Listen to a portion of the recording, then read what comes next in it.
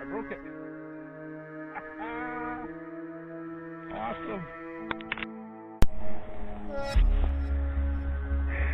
Well, I bought some epoxy from Canadian Tire and it didn't quite feel right. I thought maybe it would work. Hopefully it'd work, but as you can see, I did cut a tree in half though. So I'll have to go back to the drawing board and get some proper epoxy and do this properly this time. Well, at least I know. I can always make another handle.